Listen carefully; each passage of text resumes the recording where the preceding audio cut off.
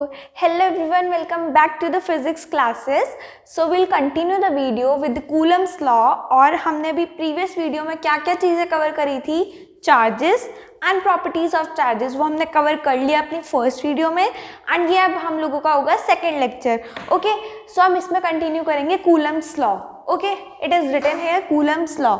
So Coulomb's law हमें क्या कहता है? Coulomb's law जो है वो it is used to find force between two point charges at rest. ठीक है, ओके. सो इसकी डेफिनेशन क्या होती है? It states that the force between two stationary, ये याद रखना है आपको, two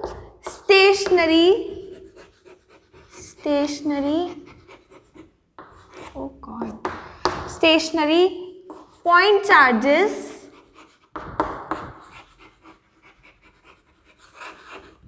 at rest, ठीक है. two stationary point charges at rest is directly proportional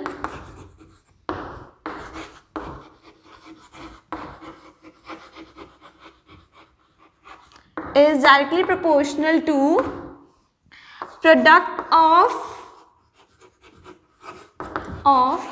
magnitude of charges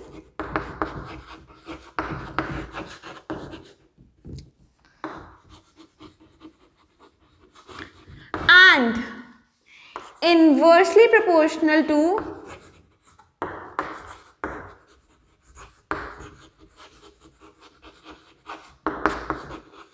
square of distance between them.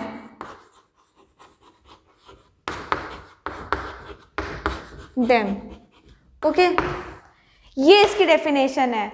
That it states that force between two point charges at rest is directly proportional to product of magnitude of charges and inversely proportional to square of distance between them. ये हमें Coulomb's law कहता है. ठीक है, ये हम क्यों use करते हैं? फोर्स फाइंड करने के लिए पॉइंट चार्जेस के.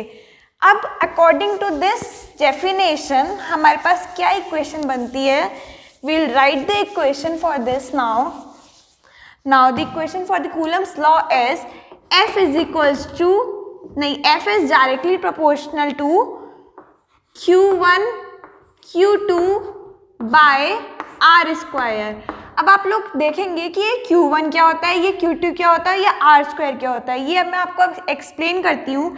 ठीक है, ये हमारे पास पॉइंट चार्ज है Q1. ठीक है, एक ये पॉइंट चार्ज है हमारे पास Q2. ठीक है, और इन दोनों के बीच का डिस्टेंस क्या है? R. और हमें इन दोनों पॉइंट चार्जेस में ये वाला चार्ज और ये वाला चार्ज, इन दोनों पॉइंट चार्जेस के बीच में अगर हमें फोर्स निकालना है तो उसकी डेफिनेशन हमें दी है कूलम्स लॉ ने कि हम इस वाले फॉर्मूले को लगा के इन दोनों के बीच का फोर्स फाइंड कर सकते हैं. जब हमें डिस्टेंस नोन होगी, इन दोनों पॉइंट चार्जेस के बीच की डिस्टेंस हमें पता होगी, तो ही हम उनका फोर्स निकाल सकते हैं. ठीक है, अब ये प्रोपोर्शनैलिटी साइन है यहाँ पे. अब इस प्रोपोर्शनैलिटी साइन को आप हटाओगे तो ऑब्वियसली ये कोई कांस्टेंट आएगा. ठीक है, अब इसका आगे sorry okay. So F equals to, जब हम इसको हटाएंगे तो क्या आ जाएगा? हम एक कांस्टेंट लगा देंगे K, कोई भी हमने कांस्टेंट ले लिया. ठीक है, Q1 Q2 bye R square. ठीक है, अब ये हमें K की वैल्यू नोन होती है. K की वैल्यू क्या होती है? K की वैल्यू होती है 1/4 पाई एप्सिलॉन नॉट. अब आप लोगों को लग रहा होगा ये एप्सिलॉन नॉट कैसा नया सा वर्ड है, या आप लोगों को अभी नया लगेगा, बट 12th क्लास में जब आप आगे फर्दर जाएंगे, अगर स्टडी करेंगे फर्दर इसमें, इसी मतलब 12th क्लास में, सो आप बहुत ज़्यादा फैमिलियर हो जाएंगे इस सिंबल से. एप्सिलॉन नॉट कहते हैं इसे, एप्सिलॉन नॉट. ठीक है, इस सिंबल को हम एप्सिलॉन नॉट कहते हैं और ये बहुत ही ज़्यादा यूज होएगा आप लोगों का. ठीक है, और इसकी जो वैल्यू होती है 1/4 पाई एप्सिलॉन नॉट की, वो होती है 9 × 10 to the power 9, एक सेकेंड, मीटर स्क्वायर नहीं, newton meter square coulomb to the power -2। ठीक है, यह आप लोगों को याद करनी पड़ेगी as it is 9 × 10 to the power 9 newton meter square coulomb to the power -2। ये होती है k = 1/4πε0 की वैल्यू। ठीक है, और जो ये ε0 होता है इसको हम लोग बोलते हैं परमिटिविटी ऑफ फ्री स्पेस। ठीक है, परमिटिविटी ऑफ फ्री स्पेस। अभी आगे परमिटिविटी है, परमिटिविटी और परमिएबिलिटी वो मैग्नेटिक फील्ड में आएगा। ठीक है, ये दोनों आपको टर्म्स आगे जाकर आएंगे और ये पूरे डिटेल में आएंगे, तब आपको क्लियर होंगे। अभी आपको सिर्फ इतना याद रखना है, ε0 जो होती है वो परमिटिविटी ऑफ फ्री स्पेस होती है। ठीक है, इतनी बात आपको क्लियर होती है। k होता है 1/4πε0, फोर्स ये होता है, इतनी बात क्लियर है। Okay, now there is a question जो कि पूछा जाता है आप लोगों के, 1 मिनट में इरेज कर दूं, जो क्वेश्चन आप लोगों के बोर्ड एग्जाम में एक ना एक क्वेश्चन किसी ना किसी चैप्टर से वो उस टाइप का आएगा ही, बहुत इंपॉर्टेंट होता है। ठीक है, क्वेश्चन क्या है, to define SI unit that is 1 coulomb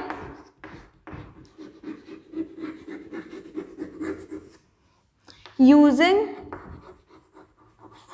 Coulomb's law, right?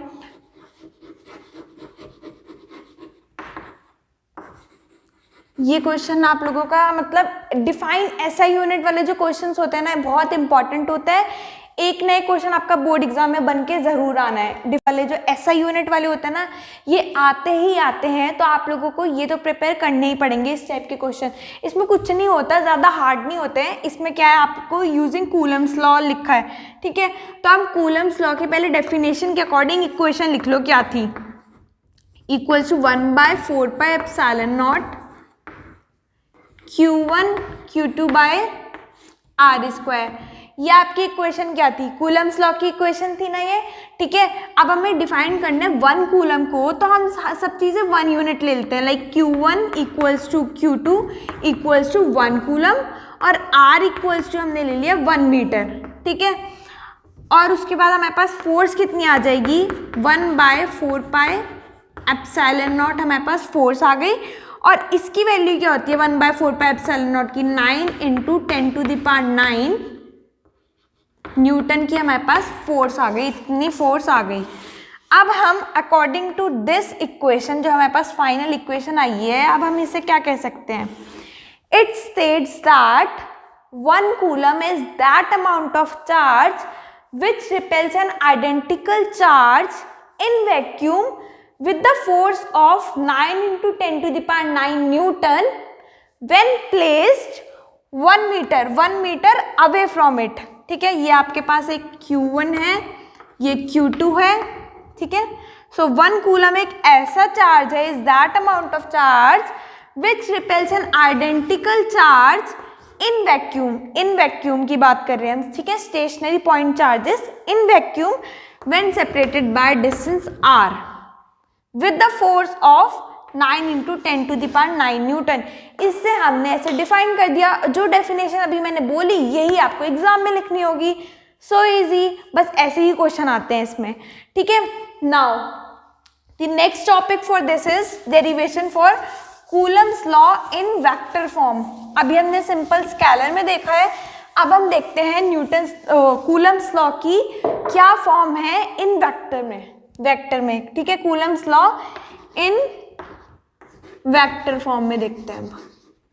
Vector form में अब हम कूलम्स लॉ को कैसे लिखेंगे। ठीक है, तो कूलम्स लॉ में क्या होता है, हमारे पास एक पॉइंट चार्ज है Q1, एक पॉइंट चार्ज है Q2, दोनों डिस्टेंस सेपरेटेड हैं R से। अब ये पॉइंट्स आप अच्छे से सुनना, जो अभी मैं बताने जा रही हूँ बहुत इंपॉर्टेंट है। ठीक है, हम इसमें 2 केस लेंगे, एक होगा Q1 Q2 > 0। ठीक है, सबसे पहले केस 1 सुनो आप। Case 1 when Q1 Q2 is greater than 0। अब आप खुद बताओ मेरे को, खुद गैस करो, एक बार गैस करके देखना कि Q1 और Q2 अगर ग्रेटर देन 0 है तो ये लाइक चार्जेस हुए या अनलाइक चार्जेस हुए? सोचो पहले एक बार, ठीक है, वीडियो पॉज करके सोचना कि ये लाइक चार्जेस हुए अनलाइक चार्जेस हुए। अब मैं आपको बताती हूँ, ये हुए लाइक चार्जेस, ठीक है। कैसे हमने देखा, या तो ये अगर लाइक चार्जेस है नेगेटिव नेगेटिव होंगे, पॉजिटिव पॉजिटिव होंगे, या यही होंगे ना, ठीक है, यही है लाइक चार्जेस। अगर नेगेटिव नेगेटिव है तो ये भी पॉजिटिव बनाएगा, पॉजिटिव पॉजिटिव है तो ये पॉजिटिव बनाएगा। इसलिए हम कह रहे हैं Q1 Q2 का जो वो आएगा, प्रोडक्ट आएगा, वो ग्रेटर देन 0 होएगा। तो इसका मतलब है ये दोनों हमारे पास लाइक चार्जेस है। समझ आया? नेगेटिव नेगेटिव पॉजिटिव बना रहा है, पॉजिटिव पॉजिटिव ऑब्वियसली पॉजिटिव बनाएगा।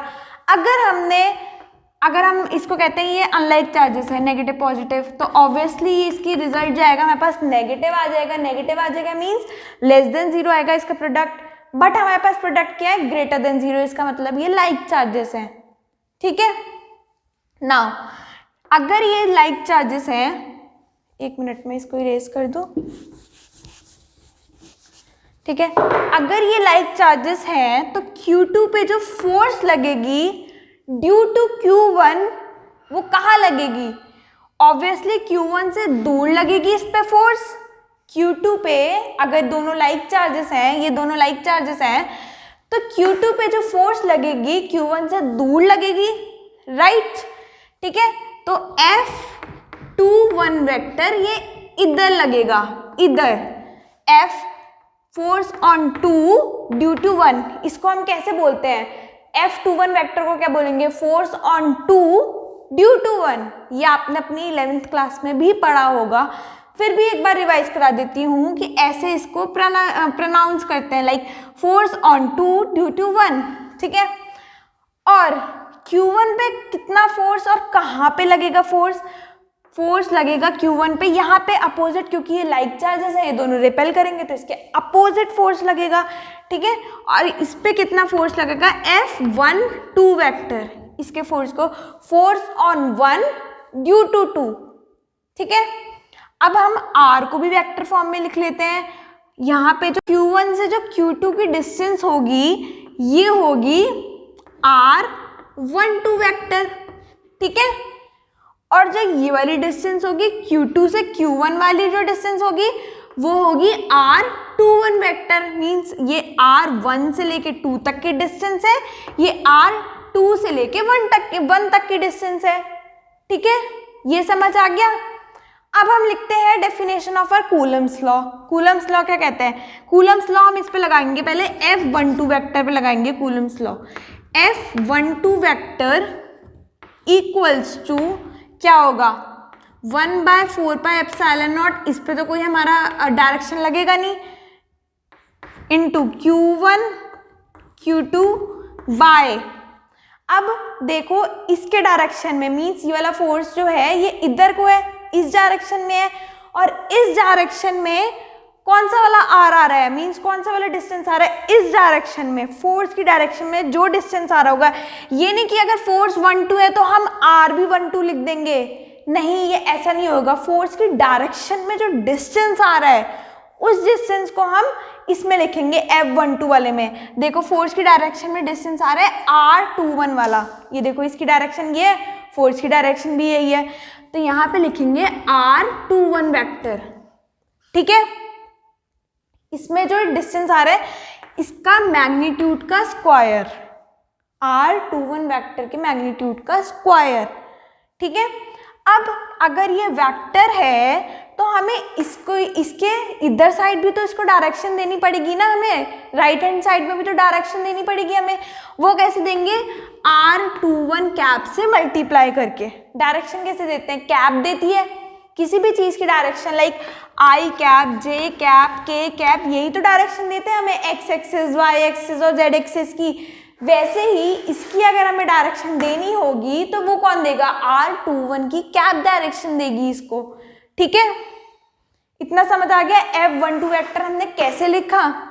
Now will write for F21 vector, ठीक है। तो ये तो कांस्टेंट ही है, 1/4πε0 तो कांस्टेंट है, ठीक है। Q1 Q2 की भी कोई वैल्यू ये होगी। अब आएगा हमारे पास R की बारी। अब F21 वेक्टर किधर को है, उधर है। अब उस डायरेक्शन में डिस्टेंस देखो कौन सा जा रहा है, R12 वेक्टर जा रहा है उस डायरेक्शन में जिस डायरेक्शन में फोर्स है। F21 के डायरेक्शन में R12 वेक्टर जा रहा है, तो हम यहाँ पे लिख देंगे R12 वेक्टर का मैग्नीट्यूड का स्क्वायर, ठीक है। अब अगर ये इधर साइड भी इसकी डायरेक्शन मीन्स अगर हम वेक्टर फॉर्म में स्टार्ट करें तो इसका राइट हैंड साइड भी हमें डायरेक्शन देनी पड़ेगी। वो कैसे देंगे, फिर हम R12 वेक्टर के R12 कैप से मल्टीप्लाई करके डायरेक्शन देते हैं। R12 कैप से मल्टीप्लाई कर दिया, ओके। इतना चीज़ क्लियर है आप लोगों को, ठीक है। एक बार आप लोग खुद से भी रिवाइज करना है ये चीज़ कि इसको हमने डायरेक्शन कैसे कैसे करके दी। ये थोड़ा सा कंफ्यूजिंग लगेगा, नहीं अगर आपने 11th में करा होगा तो शायद नहीं लगेगा, बट ठीक है। नाउ अब R21 ये जो है R21 कैप को और कैसे लिख सकते हैं हम, R21 कैप, ये आपको फॉर्मूला पता होगा, R21 वेक्टर अपॉन R21 का वेक्टर का मैग्नीट्यूड। ये फॉर्मूला पता है, सबको पता होगा वेक्टर अलजेब्रा से, ये वाला फॉर्मूला, ठीक है। ये वाला फॉर्मूला अब आप इन दोनों में अप्लाई कर देना। अब मैं अप्लाई करती हूँ, ठीक है। F12 vector equals to 1/4πε0 Q1 Q2 by R21 vector का मैग्नीट्यूड का होल क्यूब R21 वेक्टर, ऐसे आएगा ना, R21 वेक्टर पॉइंट, ठीक है। और इसको क्या liखेंगे हम, F21 वेक्टर को क्या लिखेंगे, 1/4πε0 Q1 Q2 by R12 vector का होल क्यूब, ठीक है, R12 वेक्टर, ठीक है। ये आ गई इसकी वेक्टर फॉर्म, ठीक है। अब अभी इस वाली साइड को भूल, ये तो चलो आपका फाइनल हो गया कि वेक्टर फॉर्म में हमने दोनों फोर्स को लिख दिया, ठीक है, F12 वेक्टर और F21। उसको आप ऐसे भी छोड़ सकते हैं आंसर, ऐसे भी छोड़ सकते हैं, वो आपकी चॉइस है, ठीक है। अब आपको पता ही होगा R21 cap is equals to minus of R12 cap होता है, क्योंकि R21 कैप जो है वो इधर लाएगी डायरेक्शन, R12 कैप जो है वो उधर जाएगी डायरेक्शन। अगर ये अपोजिट कर रहे हैं डायरेक्शन तो obviously R12 cap is equals to minus of R21 cap होगा ऑब्वियसली, ठीक है। अब अगर हम इस चीज़ से देखें और इस चीज़ को यहाँ पे अप्लाई करें तो इससे हमारे पास क्या आ रहा है, इससे हमारे पास कंक्लूड हो रहा है F12 vector is equals to minus of F21 vector. इससे हमारे पास ये चीज़ कंक्लूड हो रही है। तो हम इससे क्या कहते हैं कि कूलम्स लॉ जो हमारे पास है, Coulomb's law follows Newton's third law of motion, ठीक है। कूलम्स लॉ न्यूटन के थर्ड लॉ ऑफ मोशन को फॉलो कर रहा है, ठीक है। इससे हमारे पास ये कंक्लूजन आ जाता है, ठीक है। ये हो गया हमारे पास case 1। This is Q1 Q2 by Q1 Q2 का जो है हमारे पास प्रोडक्ट वो ग्रेटर देन 0, इसका मतलब ये लाइक चार्जेस का हमने ये करा डेरिवेशन लाइक चार्जेस के लिए, ठीक है। सेम टू सेम डेरिवेशन होगी अब आपकी अनलाइक चार्जेस के लिए, सेम टू सेम। बस मैं आपको उसमें बता दूंगी कि आपको उसमें डायरेक्शन कैसे लेनी है अनलाइक चार्जेस में, ठीक है। ये केस 1 आप लोगों ने नोट कर लिया होगा। Now we move on to the case 2।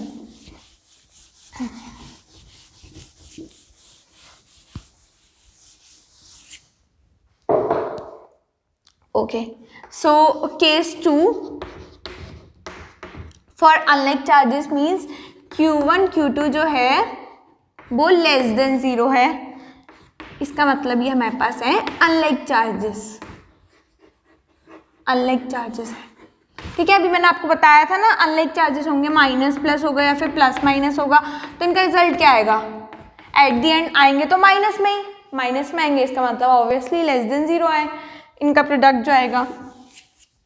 Okay, so now ये हमारे पास पॉइंट चार्ज है Q1, ठीक है, और ये हमारे पास पॉइंट चार्ज है Q2। ओके, सो इन दोनों का डिस्टेंस कितना है, R डिस्टेंस से सेपरेटेड है ये दोनों, ठीक है, Q1 और Q2 R डिस्टेंस से सेपरेटेड है। अब ये क्या है, ये अनलाइक चार्जेस है। अनलाइक चार्जेस क्या करते हैं, अट्रैक्ट करते हैं एक दूसरे को। तो Q1 पे जो Q2 की वजह से जो फोर्स लगेगी वो इस डायरेक्शन में लगेगी। Q1 जो है Q2 की तरफ अट्रैक्ट होगा, तो Q1 पे जो फोर्स लगेगी वो इस डायरेक्शन में लगेगी, ठीक है। क्या लगेगी, फोर्स ऑन 1 ड्यू टू 2, इधर लगेगी force on 1 due to second, जो फोर्स लगेगी वो इसकी तरफ लगेगी। Q2 अपने पास खींचेगा Q1 को, क्योंकि वो अनलाइक चार्जेस हैं, ठीक है। और Q2 पे जो फोर्स लगेगी 1 की वजह से वो इधर साइड लगेगी, मींस F21 वेक्टर जो है वो इधर साइड लगेगा, अनलाइक चार्जेस हैं, ठीक है। और डिस्टेंस वही रहेगा, यहाँ पे R12 वेक्टर यहाँ पे ही रहेगा इस डायरेक्शन में, मींस 1 से लेके 2 तक का डिस्टेंस तो सेम ही रहेगा पिछली बार की तरह, और R2 से लेके 1 तक का डिस्टेंस वो इधर ही रहेगा, ठीक है। ये डिस्टेंस क्लियर हो गई। अब हम इसकी इक्वेशन लिख लेते हैं कूलम्स लॉ वाली, ठीक है। किसके लिए लिखेंगे हम, पहले F12 के लिए लिखेंगे। F12 वेक्टर किधर जा रहा है, उधर जा रहा है, उधर ही कौन सा R जा रहा है, R12 भी उधर ही जा रहा है, तो हम इस बार F12 के साथ R12 ही लेंगे, क्योंकि इन दोनों की डायरेक्शन देखो, ये इधर है, ये वाली फोर्स भी इधर ही है, हम उसकी सेम डायरेक्शन वाली लेते हैं, ठीक है। लिखो अब कूलम्स लॉ क्या है, 1/4πε0 Q1 Q2 by R12 vector का मैग्नीट्यूड का होल स्क्वायर। और हमें अगर डायरेक्शन देनी है तो हम R12 कैप से मल्टीप्लाई कर देंगे। Similarly write for F21 vector 2, 1/4πε0 Q1 Q2 by R21 vector magnitude का होल स्क्वायर और R21 कैप, ठीक है। सिमिलरली ये वाला फॉर्मूला आप लोगों को आता ही होगा, cap is equals to R12 vector upon R12 vector के मैग्नीट्यूड। ये वाला फॉर्मूला लगा देना, फिर ये क्यूबिक फॉर्म में आ जाएगी, जो हमने भी पिछली बार करा था, सेम प्रोसीजर करना है, उसकी 2 फॉर्म आ जाएंगी ऐसी। R12 इज इक्वल्स टू क्या हो जाएगा, माइनस ऑफ R21 कैप, उससे हमारे पास कंक्लूड हो जाएगा F12 is equals to minus of F21, means ये भी न्यूटन्स लॉ ऑफ मोशन को फॉलो कर रहा है, means Coulomb's law in vector form से हमें पता चल रहा है कि ये Newton's third law of motion को फॉलो करता है, ठीक है। यही इसका कंक्लूजन था। अब हम थोड़े से क्वेश्चन कर लेंगे इस वीडियो में, फर्दर क्वेश्चंस मैं नेक्स्ट वीडियो में कराऊंगी, बिकॉज नहीं तो वीडियो बहुत ज़्यादा लंबी हो जाएगी और कोई मेरी वीडियो को देखेगा ही नहीं अगर लंबी कर दी मैंने। सो इसलिए मैं आपको एक ही क्वेश्चन कराऊंगी। क्वेश्चन लिखूं या डिक्टेट कर दूं, आई गेस मैं डिक्टेट कर देती हूँ, बहुत बड़ा क्वेश्चन है, ठीक है। मैं आपको क्वेश्चन बोल रही हूँ, आप लोग लिख लो वो क्वेश्चन और मैं इसमें से देख के आपको करा दूंगी। 2 insulated charge copper spheres A and B are having their centers separated by 50 centimetre, ठीक है। इसका R जो है separated by 50 सेंटीमीटर हमें दे रखा है। What is a mutual force of repulsion if charge on each sphere? What is a mutual force of repulsion if charge on each sphere is 6.5 into 10 to the power minus 7 coulomb, ठीक है। And radii of 2 spheres are negligible as compared to separation between them। ये first part है question का, ठीक है। हमें क्या निकालना है, क्वेश्चन क्या कह रहा है, हमें निकालना है what is the mutual force of repulsion. यहाँ पे क्या कह रहा है, फोर्स निकालने के लिए कह रहा है। सिंपल, आपके पास 2 चार्जेस दे रखा है ना, Q1 equals to Q2 equals to इतना दे रखा है, ठीक है। फोर्स निकालने के लिए कह रहा है आपसे। सिंपल आप फोर्स का फॉर्मूला लिखो ना यहाँ पे, 1/4πε0 Q1 Q2 bye R square. अभी आपको वेक्टर फॉर्म में कुछ लेने की जरूरत नहीं है न्यूमेरिकल्स में सिंपल फॉर्म लगाओ और सिंपल सॉल्व करो। इसकी क्या वैल्यू है 9 into 10 to the power 9, Q1 Q2 डाल दो 6.5 into 10 to the power -7 into 6.5 into 10 to the power -7 by 50 और इसे SI में कन्वर्ट करो, इसे SI में कन्वर्ट करो, फिर डालना वैल्यू, नहीं तो फिर आपका आंसर रॉन्ग आता है, फिर आप लोग कहते हैं कि हमारा आंसर मैच नहीं हुआ, आंसर ये वो है। सो आप पहले कन्वर्ट कर लिया करो उसकी, फिर डाला करो वैल्यू, तभी तो आंसर सही आएगा, 10 की पावर तभी तो सही आएगी आप लोगों की। ठीक है, इसे आप सॉल्व कर लेना, मैं आपको डायरेक्टली आंसर बता दे रही हूँ कितना आएगा, 1.5 into 10 to the power -2 newton आएगा आपका answer. Okay okay okay okay, now write the second part for this. What is the force of repulsion if each sphere is charge double the above amount between them and distance between them is half। अब क्या कर दे रहा है वो, हमसे कह रहा है फोर्स, अब मैं इसको लिख रहने दूंगी। अब आपको ये भी ट्रिक बताऊंगी कि जैसे इसी का अगर सेकंड पार्ट आ रहा है तो आप उसे कैसे सॉल्व करें। ठीक है, अब आपसे क्या कह रहा है, what is the force of repulsion if each sphere is charge double the above, जैसे कि चार्ज Q1 और Q2 को चेंज कर रहा है वो, Q1 dash equals to Q2 dash को क्या कर दे रहा है, 2Q कर दे रहा है वो। ठीक है, ठीक है, क्या कर दे रहा है वो, 2Q कर दे रहा है, Q1 डैश Q2 डैश को 2Q कर दे रहा है और रेडियस उसका हाफ कर दे रहा है, मीन्स R डैश जो है वो R/2 कर दे रहा है वो। ठीक है, ये कर दे रहा है। अब अगर Q1 Q2 यहाँ पे सेम है तो आप इसे ऐसे भी लिख सकते हो, 1/4πε0 Q²/R², ऐसे भी लिख सकते हो क्योंकि वहाँ पे चार्ज सेम है। ठीक है, वो हमारे लिए हेल्प आएगा इसलिए मैंने लिखा है, अब देखना कैसे हेल्प आएगा वो। अब आप फोर्स का फॉर्मूला लिखो यहाँ पे, F डैश जो आएगा 1/4πε0 Q1 dash Q2 dash by R dash का होल स्क्वायर। ठीक है, आप इसमें इसकी वैल्यू मतलब 2Q वगैरह वो करो, इसमें 2Q bye R/2 into R/2 into 1/4πε0। अब आप लोग अपना दिमाग ज़्यादा ना चलाएं और ज़्यादा होशियार ना बन के यहाँ पे QR की वैल्यू ना डालें जो आपको क्वेश्चन में दे रखी है, जल्दीबाजी ना करें। और यहाँ पे अगर आपने वैल्यू डाल दी तो आप सच्ची में पागल हो जाएंगे, ये क्वेश्चन सॉल्व करते करते, कैलकुलेशन करते करते, और आपका टाइम वेस्ट हो जाएगा। तो इतने होशियार प्लीज ना बनिए और रुक जाइए और सोचिए कि यहाँ पे और क्या हो सकता है। तो अब आप लोग क्या करेंगे, F dash is equals to, आपको विजिबल है ये, मैं एक काम करती हूँ, ये इसके आगे का प्रोसीजर ना मैं ऊपर कर देती हूँ।